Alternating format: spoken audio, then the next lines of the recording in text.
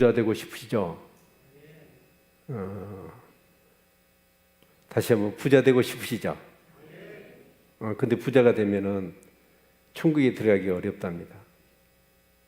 다시 묻겠습니다. 부자 되고 싶으세요? 네. 주님은 부자가 천국에 들어가는 것이 시인이 어렵다. 그러면서 비교를 이렇게 해요. 낙타가 바늘기로 들어가는 것보다 부자가 천국에 들어가는 것이 더 어렵다고 얘기해요.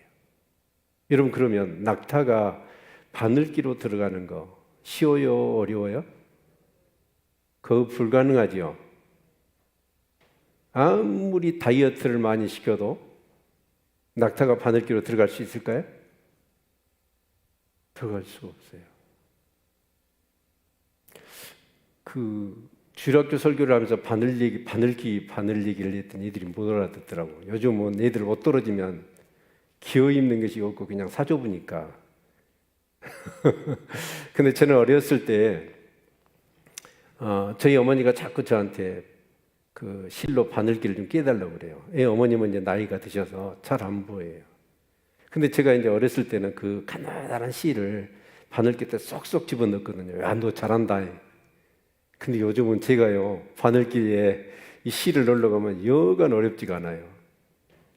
그런데 그 가느다란 실도 바늘 구멍에 넣는 게 어렵거든요. 근데 중동 쪽에서 최고로 그 당시에 큰 짐승이 낙타예요. 근데 낙타가 그 바늘기로 들어가는 것은 거의 불가능에 가깝죠. 근데 부자는 천국에 들어가는 것이 낙타가 바늘기로 들어가는 것보다 더 어렵다는 거예요. 네.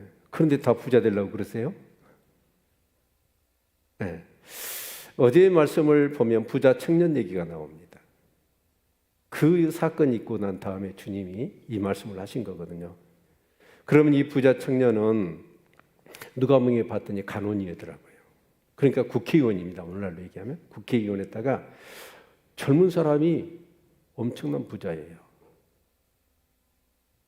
야, 대단한 사람이죠. 젊은 사람이 어떻게 해서 부자도 됐지요. 사회적인 최고의 지위도 얻었습니다. 그런데 주님이 이제 선한 선생님이야 내가 무엇을 하여 영생을 얻겠습니까? 라고 했더니 주님이 계명을 지켜라 그러는 거예요. 그래서 십계명 얘기를 쭉 얘기를 하거든요. 그랬더니 아니 젊은 청년이 어려서부터 그 계명들은 다 지켰대요. 자, 그러면 이런 사람이 또 예수님께 달려왔어요. 그냥 걸어온 것도 아니고 달려왔어요. 그리고 꿇어 앉아서 예수님께 내가 무엇을 하여 영생을 얻겠습니까? 라고 영생을 구합니다. 여러분, 대부분 이렇게 하나님께 나오는 사람들은 어떤 사람이에요? 쫄딱 망해갖고 대부분 다 이것저것 해보다가 상실하고 실패하고 그런 사람들이 천부의 의지 없어서 그러고 주님 앞에 오잖아요. 그런데 이 젊은 청년은 어쩌냐? 다 갖췄습니다. 부도 갖췄죠. 사회적인 지위도 갖췄죠. 종교적인 어떤 열정도 있죠. 또 영성도 있죠. 또 인격과 성품도 달려와서 꿇어 엎드렸거든요. 그러면서 진지하게 주님 앞에 영생을 얻는 길을 무엇을 위해 영생을 얻겠습니까? 아마 대부분 이렇게 모든 세상적인 것들이 충족된 사람들한테는 부족함이 없어요. 왜요? 자기가 지금 가지고 누리고 있는 것들을 보면 너무너무 이건 다 누려도 누릴 수 없을 정도로 넘치거든요. 그런 사람이 뭔가 정말 이 목마름이 있어가지고 주님 앞에 와서 영생을 구한다.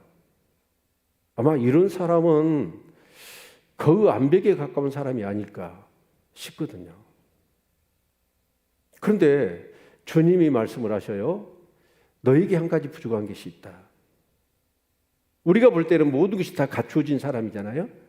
근데 주님이 보실 때는 영생에 들어가기 위해서는 내게 한 가지 부족한 것이 있는데 네 소유를 다 팔아서 가난한 데에게 주고 나를 쫓으라고. 그러면 하늘의 부하가 내게 있을 거다라고 말씀하셔요. 근데 이 말씀을 하실 때 주님이 그 영혼을 너무나 사랑하셔서 하시는 말씀이에요. 그러니까 다 갖춘 상태에 있어도 목마름이 있어서 영생을 얻어야 되겠다라고 하는 갈망이 있어서 진짜 주님이 오신다고 그러니까 유대 지경으로 오셨잖아요. 그러니까 허겁지겁 달려가서 거기에 꿇어 앉아가지고 내가 무엇을 하여 영생을 얻겠습니까? 라고 했다는 것은 이건 뭐냐면 대단한 영적인 갈망이 있는 사람이거든요. 근데 주님이 네 소유를 팔아서 가난한 자에게 주고 나를 쫓으라고 하니까 이 사람이 어떻게 해요? 예, 우리 성경을 같이 한번 읽어볼까요? 22절 같이 한번 읽습니다. 시작. 그 사람은 재물이 많은 거로 이 말씀을 인하여 슬픈 기색을 띠고 근심하며 가니라. 뭐 때문에? 재물이 많은 거로. 재물이 많은 거로 이 말씀을 인하여 슬픈 기색을 띠고 근심하며 주님을 등지고 가버린 거예요. 이 얘기를 마치시고 나서 주님이 부자가 천국에 들어간 것이 낙타가 바늘기로 들어가는 것보다 더 어렵다고 말씀하신 거예요. 그러니까 여러분 부자가 어느 정도로 이 천국에 들어가기가 어렵다라는 것을 아시겠죠? 모든 걸 완벽하게 갖춘 사람이 영생에 대한 갈망을 가지고 주님 앞에 왔어. 그래서 주님은 딱 그 영생에 들어가는 방법 한 가지 부족한 것을 딱 말씀하신 거예요. 그랬더니 이 사람은 어쩌냐? 슬픈 기색을 띠고 근심하며 영생의 길을 마다하고 가버린 거예요. 뭐 때문에요? 재물이 심히 많은 거로. 그러니까 여러분 재물이 좀 없다면 좀밖에 없다면 어떨까요? 그건 뭐 그냥 다 팔아가지고 남에게 주고 주님 쫓을 텐데 너무 많은 거예요.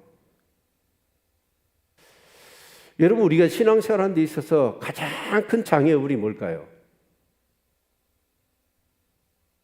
네, 그건 물질입니다. 성경을 쭉 비교해서 읽어보면 예수님이 우리의 믿음과 영적인 부분에 대해서 말씀하신 것보다도 물질에 대한 말씀이 2배가 많아요. 2배가. 그러니까 우리의 영성에 있어서 믿음 생활에 있어서의 너무너무 중요한 건 뭐냐면 이 물질에 대한 개념을 바로잡지 못하면 신앙생활을 하기가 어렵다는 거예요. 그런데 주님은 마지막 때가 되면 될수록 사람들이 마음을 훔치고 사로잡는 그 영향력을 주는 것이 뭐냐면 하나님보다도 물질이라는 것을 아셨습니다. 그래서 이렇게 말씀하시죠. 우리 마태복음 6장 24절 같이 한번 찾아볼까요?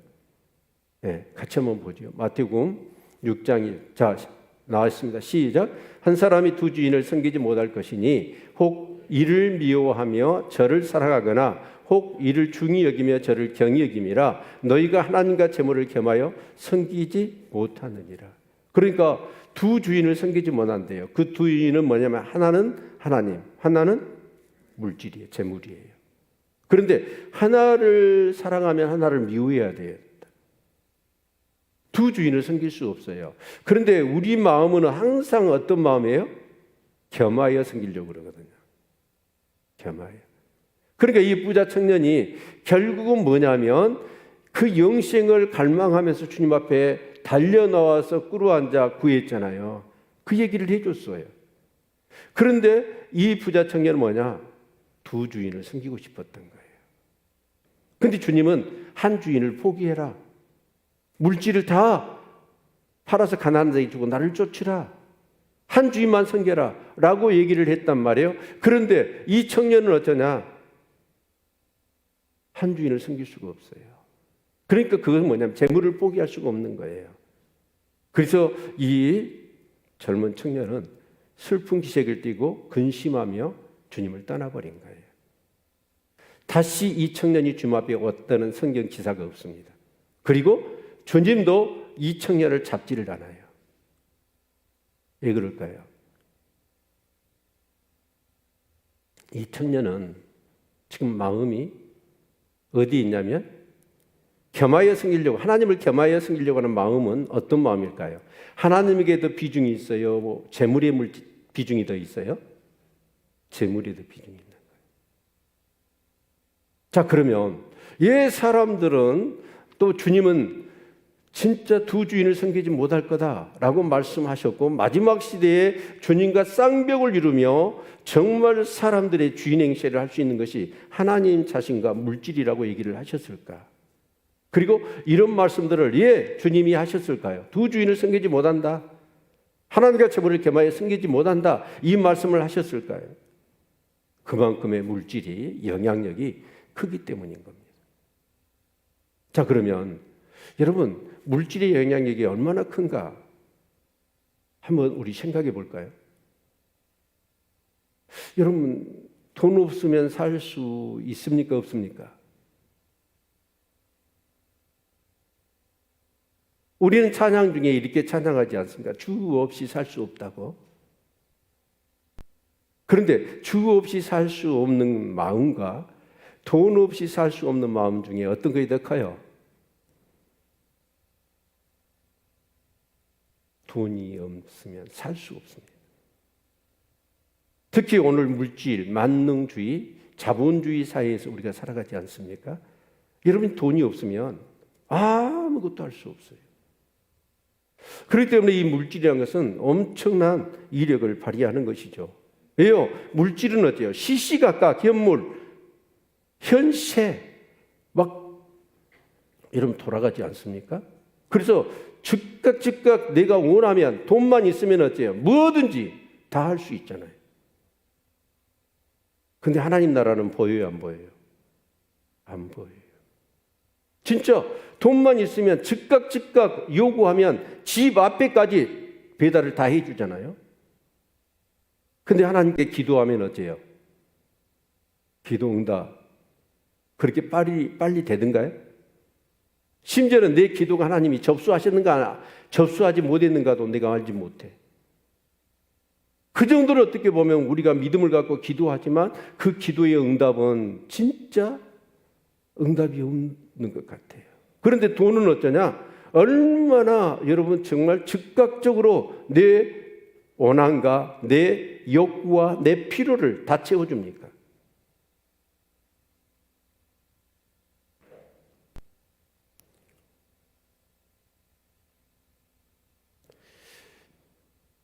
여러분, 많으면 많을수록 돈은요, 그 이력을 굉장하게 가지고 있는 것이죠. 그래서 돈이 많으면 힘이 세져요. 그래서 그 힘이 세지니까 어째요? 그 돈을 가지고 뭘 하게 되죠? 이게 힘이 있게 되니까 영향력을 끼친단 말이에요. 그래서 여러분, 힘이 세지면 굉장히 위험한 거거든요. 근데 힘이 세지니까 어쩌냐? 저 영원한 하나님 나라, 내 어떤 그런 육적인 것들이 너무 만족하니까 영적인 것들, 그런 것들은 마비시켜버려요. 별로 추구하지 않아요. 그래서 이 물질, 우리 흔히 젊은 세대들 그렇게 얘기하잖아요. 영끌이다. 영끌이 뭔지, 나 처음에 영끌 하길래 저 말이 뭔 말이다냐. 한참, 아주 요즘은요, 단어를요, 막 두 자로 줄여버리니까 뭔 말인지 모르겠더라고. 근데 영끌이 뭐다냐 그러고 찾아봤더니 영혼을 끌어모으는 거래요. 그래가지고 젊은 애들이 뭘 하냐면 부동산에 투기를 하고 주식에 몰빵을 하는 거예요. 영끌이 뭐예요? 빚을 내서 심지어는 영혼까지 끌어모아가지고 뭐 하는 거예요? 부동산에 투기하고 여러분 주식에 투기를 하고 비트코인에 투기를 하는 거예요. 여러분, 그래서 뭐 하겠다는 거예요?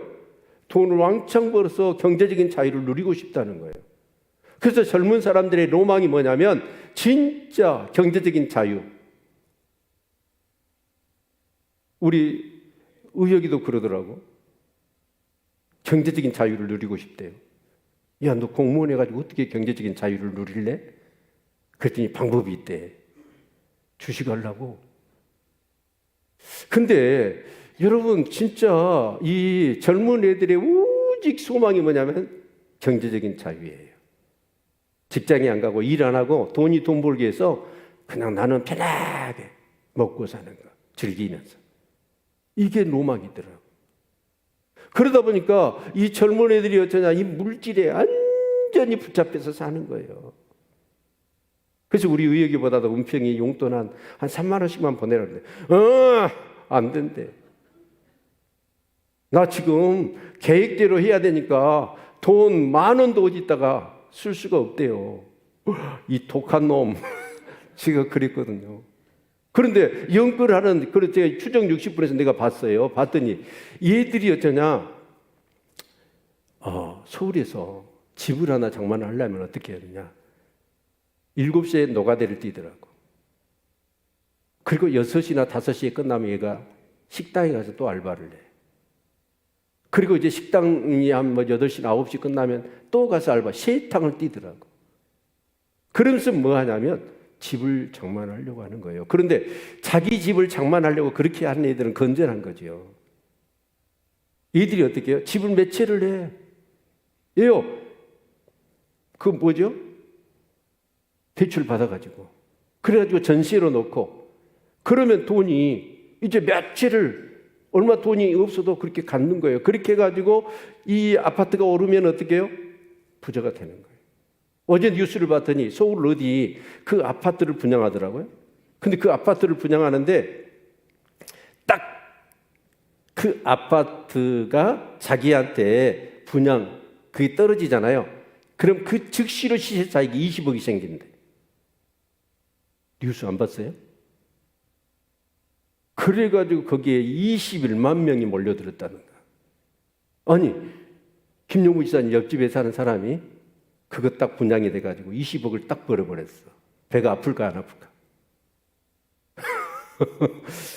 배가 아프죠. 그러니까 정말 이 물질에 사람들의 마음이 다 가 있는 거예요. 그런데 그 물질이라는 것이 어쩌냐면, 물질, 돈이잖아요. 우리가 필요해서 경제활동을 하기 위해서 돈을 만들어 놨는데 이 돈이라는 것이 어쩌냐, 여러분, 사람의 영혼까지 빨아들이는 힘이 있어요. 그래서 믿음과 영성이 갖춰져 있지 않는, 물질간이 신앙적으로 정말 잡혀져 있지 않는 사람들은 어떻게 되느냐, 물질이 있으면 있는 쪽쪽 물질의 노예가 되는 거예요. 물질에 사로잡혀 사는 거예요.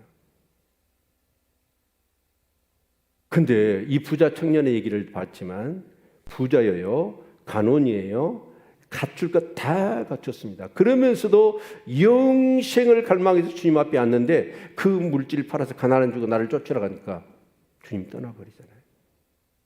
그 정도로 이 물질은 여러분 힘이 있는 거예요. 자, 그런데 근데 이제 우리는 이제 부자 얘기만 하니까 나는 부자니까 이 말씀에서 나하고는 상관없어, 그렇게 생각하시나요? 전혀 아니에요. 나름대로 우리는 어때요? 물질을, 재산을 가지고 있어요, 없어요? 다 있잖아요. 그런데 그 적든지 많든지 간에 이 물질이 결국은 뭐냐면 두 주인을 섬기지 못할 건데 나의 주인이 되어져 버렸다. 그러면 이것은 뭐냐면 심각한 거예요, 우리 신앙생활이. 아무리 지금 이 부자 청년은 다 갖췄잖아요. 세상적인 거 갖췄지, 종교적인 거 다 갖췄지. 아니, 어려서부터 그 계명을 다 지켜냈고 영생을 갈망하는 사람이에요.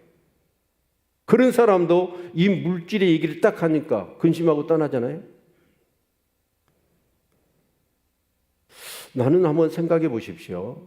진짜 바른 성경적인 물질관을 가지고 있는지, 아니면 진짜 내가 물질을 다스리고 있는지, 아니면 물질이 나의 주인되어 나에게 영향력을 끼치고 있는 건 아닌지, 여러분 내 자신을 한번 돌아볼 수 있기를 바랍니다. 여러분, 이 자본주의 사회에서 물질이 없으면 비굴해지잖아요. 여러분, 옛날에는 지금은 그런 게 없지만, 여러분, 저희 어렸을 때는 쌀 떨어져 봐봐. 쌀이 떨어져가지고 다음날 먹을 것이 없어. 그러면 어떻게 돼요? 비참해져요, 사람이. 그런데 이 물질, 정말 우리를 비굴하게 하기도 하고, 또 물질이 있으면 얼마나 거만하고 교만하게 합니까? 그런 어떤 이 물질이 얼마나 우리에게 정말 영향력을 끼치고 있는지 몰라요. 그런데 우리 몇 사람을 한번 성경에서 나오는 몇 사람을 한번 살펴봅시다. 우리 누가복음 12장 16절로 21절 같이 한번 살펴볼까요? 같이 읽습니다. 또 비유로 저에게 일러 가라사대 한 부자가 그 밭에 소출이 풍성함에 심중에 생각하여 가로되 내가 곡식 쌓아둘 것이 없으니 어찌할꼬 하고 또 가로되 내가 이렇게 하리라 내 곡간을 헐고 더 크게 짓고 내 모든 곡식과 물건을 거기 쌓아두리라.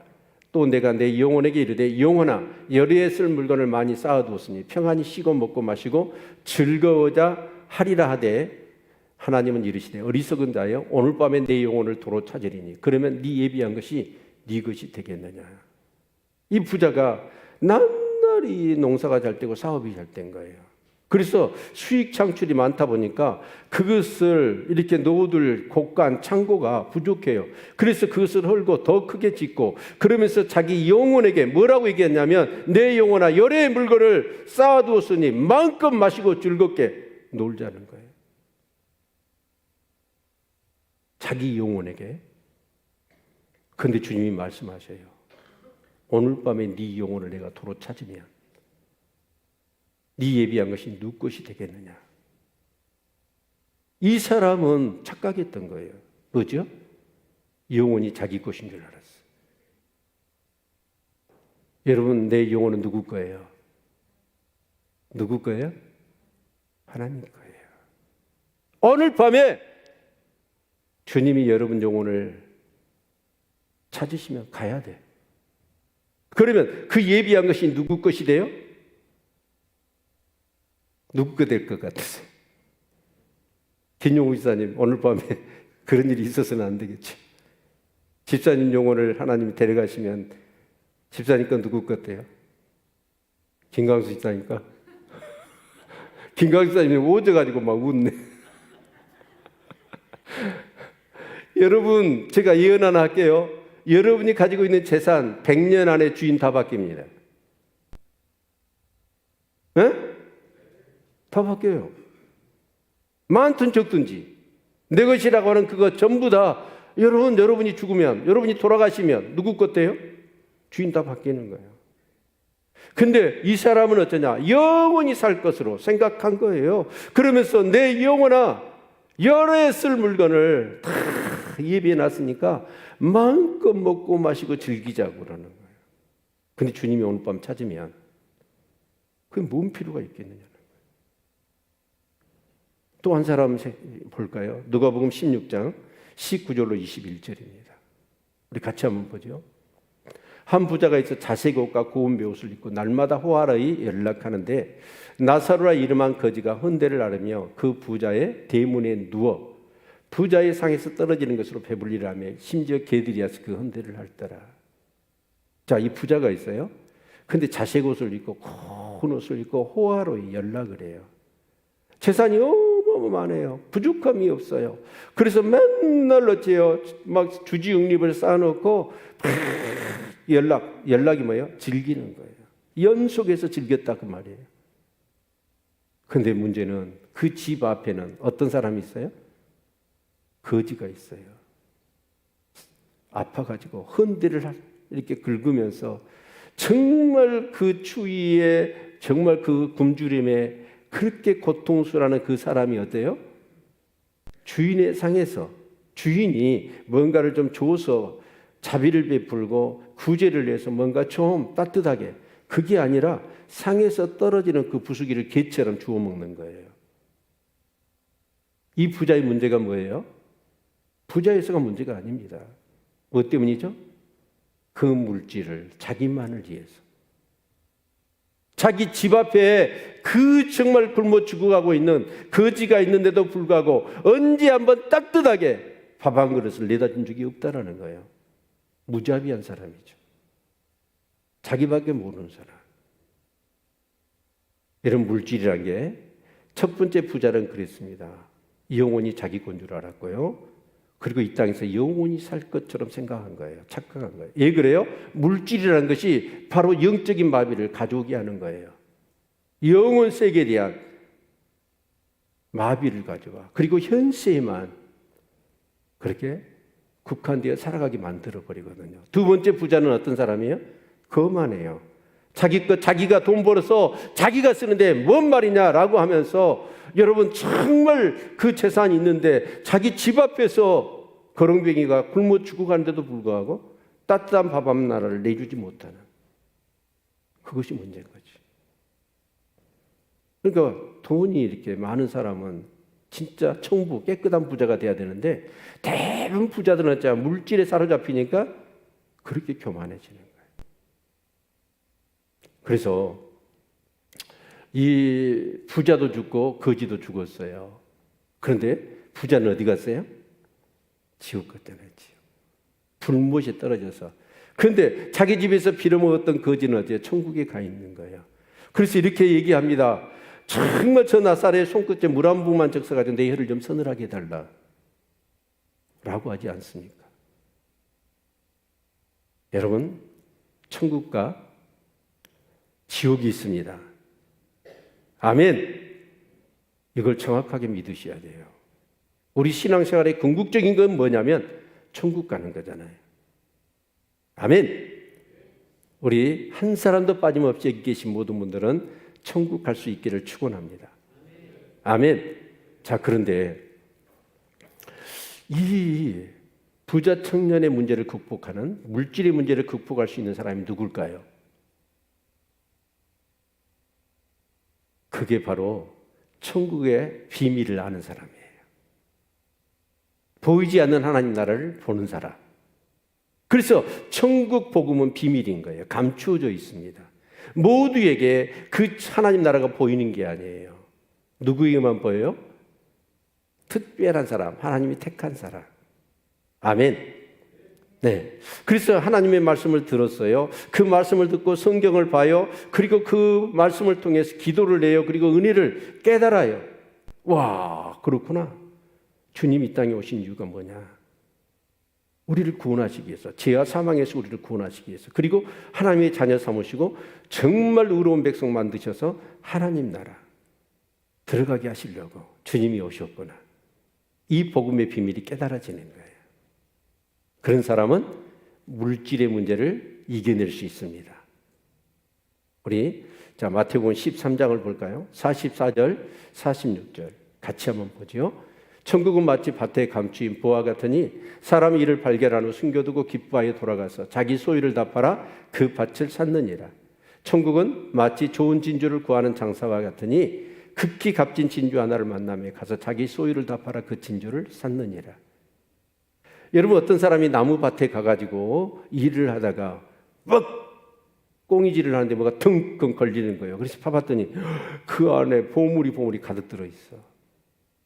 그렇지, 이 사람은 지혜로운 사람이야. 그걸 다 많이 묻어두고 자기 재산을 싹 팔았어요. 그리고 그 밭을 산 거예요. 근데 그 밭에 감추인 부하가 뭐라고요? 천국이라고. 천국은 마치, 아멘, 천국을 이렇게 비유를 한 거예요. 그러니까 천국을 발견한 사람은 어쩔까요? 자기 소유를 다 팔아도 괜찮아요.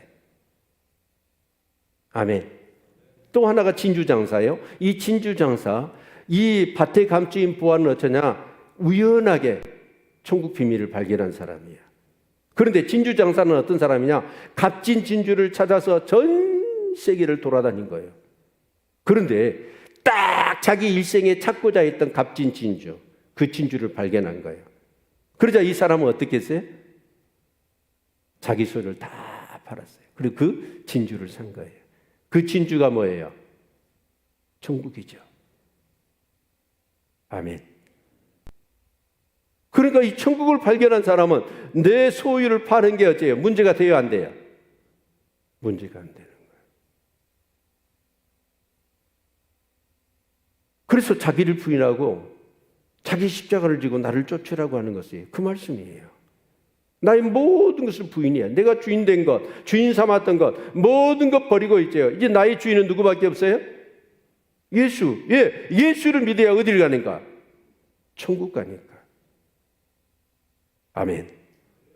그래서 그 천국을 발견한 사람들, 보이지 않는 천국, 그런데 이 놀라운 비밀, 천국의 비밀을 깨닫는 사람, 예수 그리스도 안에서의 이 복음의 비밀을 온전히 깨닫는 사람은 어떠냐? 이 땅에 내가 가지고 있는 것 전부 다 그건 문제가 되지 않아요. 그걸 다 팔아서 예수 그리스도를 얻는 거예요. 아멘. 그게 천국을 얻는 것이니까. 여러분 그런 믿음이 되십니까? 어찌 아멘이 없으세요? 그런 믿음이신가요? 부자 청년처럼 슬픈 기색을 띠고 여러분 근심하며 큰 절망 가운데 가시겠습니까? 아멘. 그런데요, 성경이 보면요, 진짜로 그렇게 산 사람들이 있습니다. 우리 누가복음 19장 8절로 9절 한번 봐볼까요? 네, 삭개오 잘 아시죠? 삭개오는 어떤 사람이냐면 우리 일제시대처럼 얘기하면 일본의 앞잡이가 돼서 우리 주위의 모든 우리 동포들 민족들 피를 빨아요. 녹그릇 밥그릇 심지어는 요강 수저 젓가락 다 갖다가 일본에다가 다 바치고 세금 걷어서 바치고 그리고 어째요? 여자들 끌어다가 이안부로 남자들 끌어다가 징용 징병으로 남이야 죽든지 말든지 내 배만 부리고 나만 안전하면 된다는 이런 사람이 일제 앞잡이였잖아요. 그와 똑같은 사람이 유대 땅의 세리였습니다. 이 세리들은 어쩌냐? 세금을 걷잖아요. 걷으면 어쩌냐? 로마에다가 한 10분의 1 주고 나머지는 자기가 다 착복하는 거예요.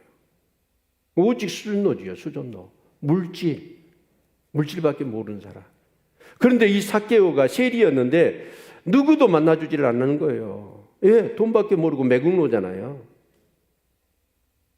그런데 어느 날 예수님이 집회를 하다가 이 삭개오가 키가 작았어. 그런데 예수님을 보고 싶은 거예요. 그래서 뽕나무로 올라가. 그럼 이 삭개오를 향해서 삭개오라 내려오라 내가 오늘 밤에 네 집에 유하여야 되겠다. 주님이 말씀하시니까 이 삭개오가 지금까지 자기의 이름을 그렇게 다정하게 부르면서 자기 집에 와서 하룻밤을 유하겠다고 했던 사람이 아무도 없었던 거예요. 그런데 전혀 소문만 들었던 예수님이 자기 이름을 다정하게 부르시면서 자기 집에 하룻밤 유하시겠다는 거예요. 급하게 달려와요. 그리고 주님을 모시고 갔잖아요. 아마 밤이 맞도록 주님과 삭개오와의 대화는 이어졌을 겁니다. 그런데 그 얘기 끝말에 삭개오가 무슨 얘기를 하냐면 보시옵소 내 소유의 절반을 가난한 자에게 주겠사오며 만일 이것을 토식한 것이면 사함이나 갖겠습니다. 주님이 그렇게 부자 청년처럼 네 소유를 팔아서 가난한 주라 그런 말씀도 하지 않았어. 복음의 비밀을 발견한 거예요. 주님과 대화를 나누다가. 그러자 이 삭개오는 어떻게 한 거예요? 스스로 내가 살아왔던 삶 정말 물질을 위해서 민족과 동포와 정말 모든 사람들이 어떻게 되든지 간에 내 배만 부른다고 하는 그런 어떤 물질 위주의 삶을 살았던 내 삶이 얼마나 비참하고 얼마나 잘못된 것을 깨닫는 거죠. 그래서 이 얘기를 한 거예요. 아니 그랬더니 주님이 뭐라고 그러세요? 9절 볼까요? 예, 9절 보시면 예수께서 이르시되 오늘 구원이 이 집에 이르렀으니 이 사람도 아브라함의 자손이라. 그 삭개오의 집에 뭐가 선포된 거예요? 구원, 영생, 하나님 나라가 선포된 줄로 믿습니다. 아멘. 물질 위주로 살았거든요. 그런데 주님 만나고 이 하나님 나라 복음의 비밀을 깨우치니까 내 가지고 있는 재산이 중요하지가 않아. 또 한 사람 봐볼까요? 모세 얘기입니다. 히브리서 11장 24절로 26절입니다. 네. 우리 같이 한번 읽어볼까요? 믿음으로 모세는 장성. 여기 중요한 게 뭐냐면 믿음으로 모세는 장성했다는 거예요. 여러분 믿음에서 성장해 가시기를 축원합니다. 그럴 때 어째 복음의 비밀이 더 확연하게 정말 밝혀질 뿐만 아니라 하나님 나라가 더 선명하게 보이는 거예요. 그 하나님 나라가 더 분명하고 선명하게 보인 사람은 보인 족족 어떻게 되냐? 이 세상 것은 다 썩어질 것이고 한순간의 것이라는 것이 느껴지는 거예요. 분별력과 지혜가 생기는 거죠. 그래서 믿음으로 모세는 장성하여 바로의 공주의 아들이라 칭함을 거절해요. 그 당시에 노예로 끌려갔다가 이런 바로의 공주의 아들이 뭐죠? 최고잖아요. 도리어 하나님의 백성과 함께 고난받기를 잠시치하게 누리는 것보다 더 좋아하고 가만히 있어보세요. 네. 여기서 더 좋아하고 비교급이잖아요. 그러니까 믿음이 자라면 비교를 해요. 하나님 백성과 함께 고난받는 것과 제약의 낙을 누리는 것 중에 어떤 것이 더 가치가 있다? 네? 하나님 백성과 함께 고난받는 것이 더 좋아요. 제의 낙을 누리는 것보다. 그러니까 믿음 생활을 하고 하나님 나라의 비밀이 벗겨지고 더 확연하게 우리가 정말 그것을 깨달아 알아가면 어쩌냐? 여러분, 분별력이 생기는 거예요. 어떤 것이 가치 있고 하나님 나라에 어떤 것이 진짜 무가치한 것인가 라는 것들이 깨달아져요. 그래서 하나님의 백성과 함께 고난받는 것을 제약의 낙을 누린 것보다도 더 좋아했다는 거예요. 다음 구절 볼까요? 그리스도를 위하여 받는 능욕을 애굽의 모든 부보다 더 큰 재물로 여겼으니, 여러분, 그리스도를 위하여 받는 능욕을 애굽의 세상의 모든 부보다 더 큰 재물로 여겼다는 거예요. 이 믿음이 있기를 축원합니다.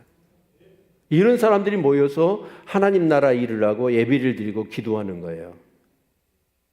그렇죠? 그래서 이 모세는 믿음이 성장해 가니까 어쩌냐? 확연하게 깨달아. 어떤 것이 가치 있고 하나님 나라에 있어서 소중하고 더 중요한가를 깨달아 알아요. 그래서 분별력이 생겨. 그래서 어째요? 애굽의 보화, 잠시 제약의 낙을 누리는 것, 그것은 하나님 나라에 있어 너무너무 무가치한 거예요. 그리고 정말 그리스도와 함께 고난받는 것, 정말 그리스도의 하나님의 백성들과 함께 정말 그 능욕을 당하는 것, 이런 것이 훨씬 더 세상의 재물보다도 더 귀한 것으로 여겨진 거예요. 아멘. 그래서 모세는 어떻게 해요? 그걸 박차고 나와버리잖아요. 이 믿음이 있어야 합니다. 보이는 세상의 것과 물질 세계와 보이지 않는 하나님 나라, 선택의 기로에 항상 우리는 놓여 있는 거예요. 부자 청년에게 너 재물을 팔아서 가난한 데 주고 나를 쫓으라, 선택이잖아요. 그때마다 여러분, 믿음이 연약하니까 우리는 어때요? 갈등을 해요. 갈등. 믿음이 연약하면 갈등을 해. 왜요?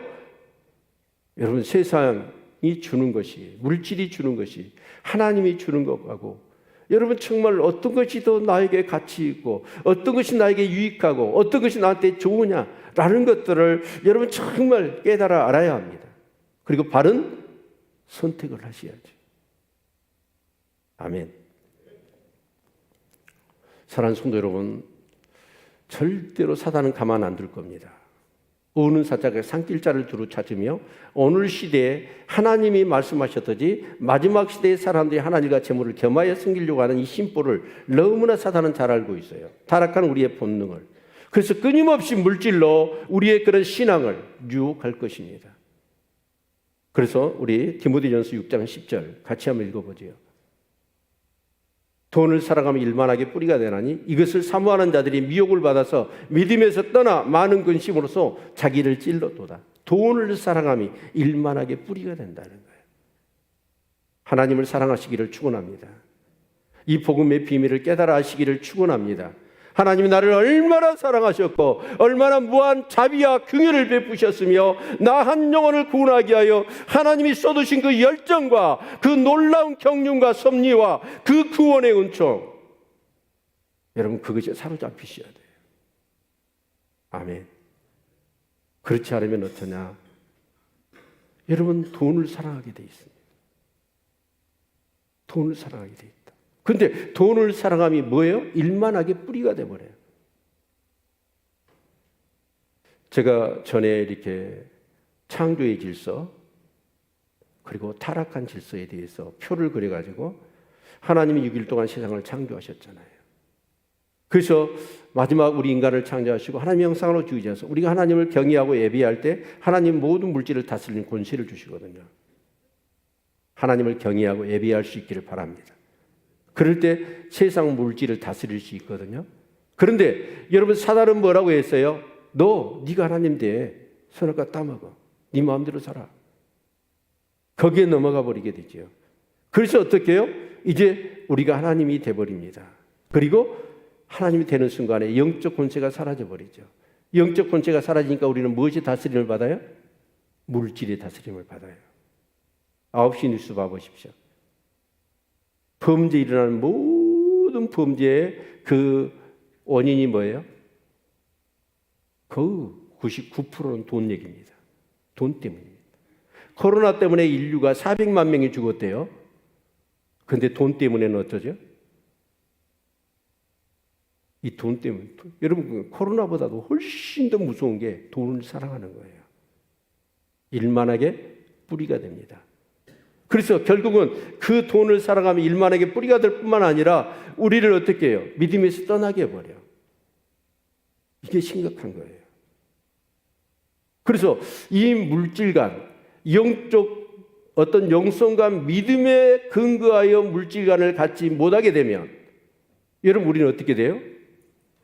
물질에 사로잡혀 버린다고. 자신 있으세요? 여러분 하나님을 경외하고 하나님의 은혜를 받고 성령 충만하시기를 축원합니다. 여러분 그리야만이 물질을 다스릴 수가 있어요. 아멘. 예, 우리 마지막 디모데후서 6장, 디모데후서 3장 1절로 5절 같이 한번 읽어봅시다. 자, 말세에 이런 현상이 있을 거라고 주님 말씀하셨거든요. 내가 이것을 알라 말세에 고통하는 때가 이르니, 자, 사람이 자기를 사랑하고 돈을 사랑해요.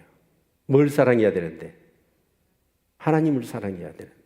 하나님을 사랑해야 이웃을 사랑하고 나를 나답게 바르게 사랑할 수 있는 거거든요. 근데 하나님을 잃어버려요. 하나님을 사랑하지 않고 자기를 사랑하고 돈을 사랑해요. 그래서 자긍하고 교만하고 해방하며 부모를 거역하며 감사치 아니하며 거룩하지 아니하며 무정하며 온통함을 풀지 아니하며 참수하며 절제하지 못하며 사나우며 선한 것을 좋아 아니하며 같이 읽죠?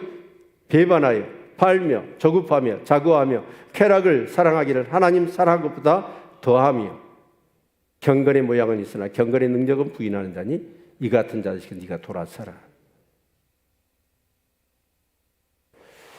여러분 정말 오늘 시대에 저 하나님의 말씀대로 그대로 되고 있지 않나요? 이것을 여러분 분별할 수 있는 지혜가 있기를 축원합니다. 그리고 이럴 때일수록 우리는 어떻게 해요? 깨어 있어야 돼요. 깨어 있지 않으면 이 세속적인 영향이 그대로 와버려서 결국 우리 영혼을 마비시키고 영적 세계를 무디게 해버릴 겁니다. 부자 청년 그렇게 완벽한 사람이었어요. 어려서부터 다 계명을 지켰고 달려와서 꿇어 앉아서 예수께 영생을 어떻게 얻느냐라고 그렇게 물었던 사람입니다. 근데 그런 사람도 물질을 터치를 했더니 주님을 떠나버리잖아요. 제가 볼 때는 우리 성도들 가운데 이 부자 청년과 같은 그런 뭔가 영적 정말 여러분 그런 일이 안 일어나리라 안 일어나야 되는데 그럴 가능성들이 농후하다. 그런 생각이 들어요. 승리하십시오. 에서처럼 팥죽 한 그릇에 하나님의 창조의 명물을 팔아버리는 어리석은 사람 되지 마시고 더 정말 말씀 붙들고 기도하시고 예배를 예배롭게 하나님 앞에 온전히 드릴 수 있기를 축원합니다. 아멘. 그러셔서 여러분 진짜 성령 충만하시고 은혜가 넘치셔서 이제 물질을 다스릴 수 있는 저와 여러분이 될 수 있기를 축원합니다. 그런데 끝내려고 했는데 이 말씀을 한번 보지요.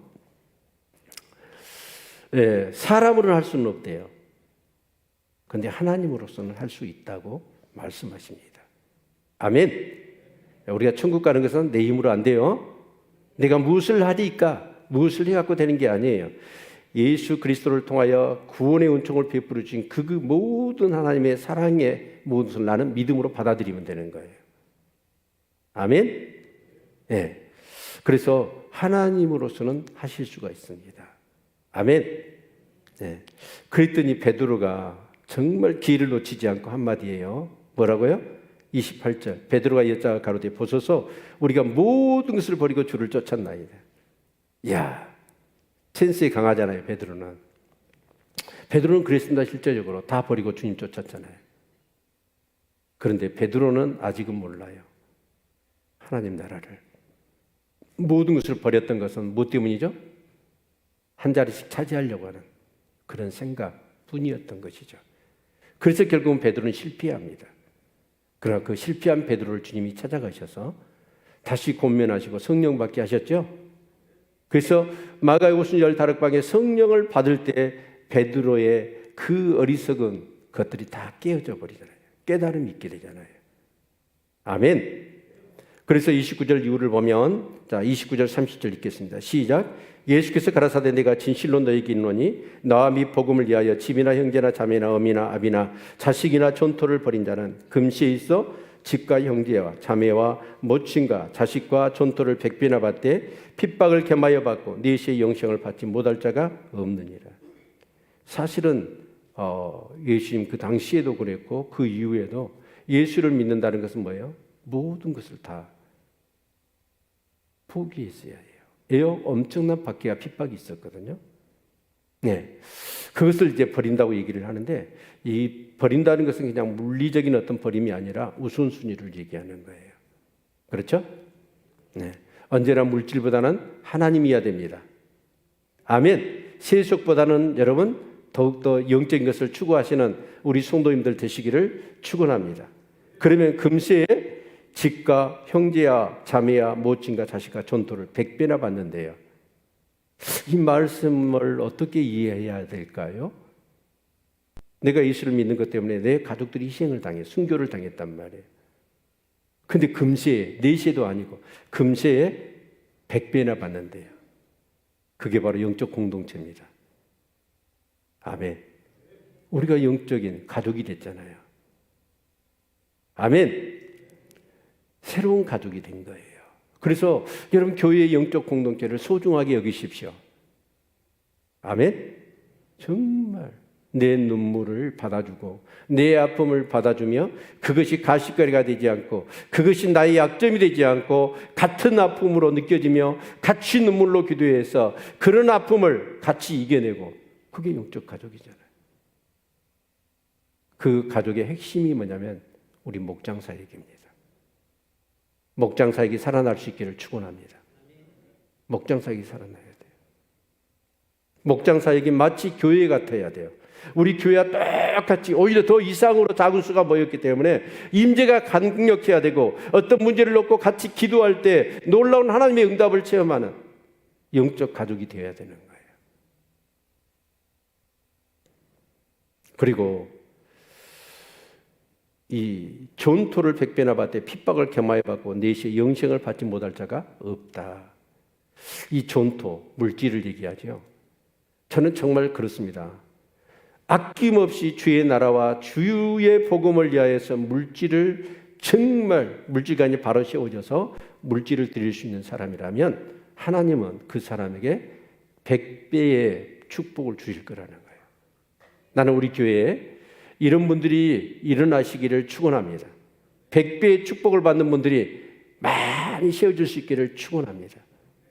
그래서 그 물질 가지고, 이 물질관이 바로 잡혀서 이제 내게 하나님이 물질을 주시면 그 물질 갖고 뭐 할 거예요? 하나님 나라 일하는 거잖아요. 그런 사람들한테 하나님은 100배의 복을 주신대요.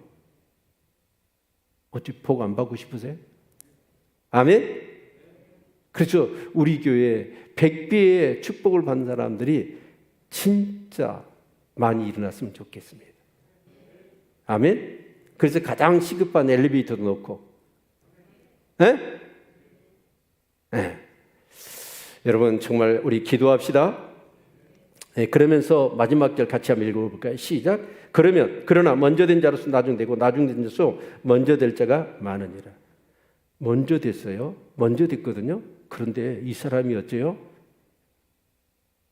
하나님이 복을 주셨어. 그랬더니 어떻게 해요? 물질의 마음을 뺏겨버린 거예요. 두 주인을 섬기려고 해버린 거예요. 부자 청년이 돼버린 거예요. 그러니까 나중 돼버리는 거예요. 그런데 나중에 예수를 믿는 사람이야. 근데 이 사람은 진짜 믿음이 있어가지고 어쩌냐? 물질관이 바로 잡혀 있어. 흔들리지 않아. 아무리 유혹을 해도. 그러니까 그런 사람은 나중 된 자가 먼저 될 자가 있다는 거예요. 이것은 신앙생활을 오래 한 사람들한테 경고로 주시는 겁니다. 정말 여러분 마음이 굳어지면 안 됩니다. 신앙생활을 오래 하다 보면 형식화 되면 안 되는 거예요. 아멘. 나도 모르는 사이에 신앙생활 형식화 되어버려요. 예배를 드려도 애절함이 없어요. 사모함이 없어요. 말씀대로 살고자 하는 가난함이 없어요. 이건 심각한 거죠. 나중되지 마시고 먼저 된 자들이 되기를 축원합니다. 기도하겠습니다.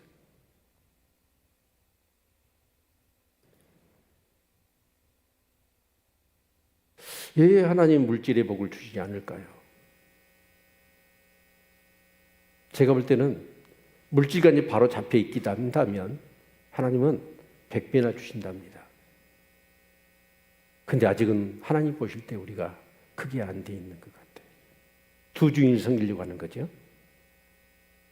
나는 우리 교회 성도님들이 많이 복 받았으면 좋겠습니다. 절대로 겸하여 섬길 수 없습니다. 영적인 믿음의 영적인 원리가 뒷받침되지 않는 물질은 극히 위험합니다. 깨어 기도하시기를 바랍니다. 존귀하신 하나님 은혜를 감사합니다. 물질관이 영적으로 바로 잡히지 않으면 결국은 물질의 노예가 되고 물질에 의해서 다스림을 받을 것입니다. 그러나